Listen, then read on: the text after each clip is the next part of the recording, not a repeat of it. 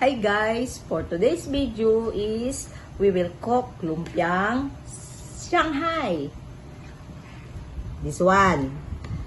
The recipe ingredients is carrots, egg, paminta, bawang sibuyas,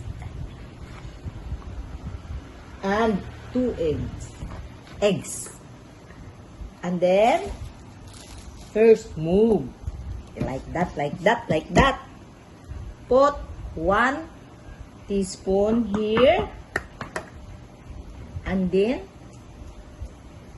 you balot-balot maganda ha.